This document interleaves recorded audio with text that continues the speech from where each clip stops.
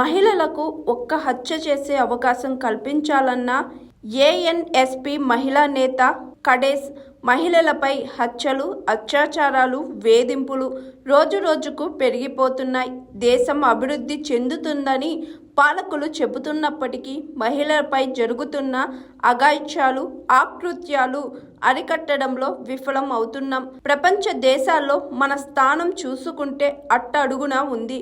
ప్రపంచంలో 146 దేశాలకు సంబంధించి గ్లోబల్ జెండర్ గ్యాప్ రిపోర్ట్ తీసుకుంటే మహిళలకు రక్షణ విషయంలో మన దేశం 127వ స్థానంలో ఉండటం సిగ్గుచేటు. అనేక చట్టాలు తెచ్చామని పాలకులు గొప్పలు చెప్పుకున్నా వాటి అమలుకు తగిన యంత్రాంగం లేకపోవడం, కేసులు ఏళ్ల తరబడి పెండింగ్లో ఉండటం కారణాలుగా ఉన్నాయి. దిశ, అభయ లాంటి చట్టాలు లేదా ప్రత్యేక పోలీస్ స్టేషన్లు వచ్చినా నేరాలు తగ్గడం లేదు. దీంతోనే విసుగు చెందిన రోహిణి తమకు ఎలాంటి పనిష్మెంట్ లేకుండా ఒక మర్డర్ చేసే అవకాశం ఇవ్వండి అని రాష్ట్రపతిని కోరారు. కోరడమే కాదు, నేరుగా రాష్ట్రపతి ద్రౌపది ముర్ముకు లేఖ రాశారు.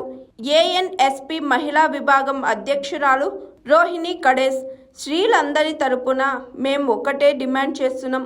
ఒక మర్డర్ చేసేందుకు మాకు ఇమ్యూనిటీ కల్పించండి. ఎలాంటి పనిష్మెంట్స్ లేకుండా ఒక మర్డర్ చేసుకునే అవకాశం ఇవ్వండి అంటూ రాష్ట్రపతికి లేఖ రాసిన రోహిణి మహిళలపై పెరుగుతున్న నేరాల అణిచివేతకు, ఒకవేళ నేరం జరుగుతున్నప్పుడు మహిళలు చేసే హత్యకు ఎలాంటి శిక్ష పడకుండా రక్షణ కల్పించాలని ఆమె లేఖలో పేర్కొన్నారు.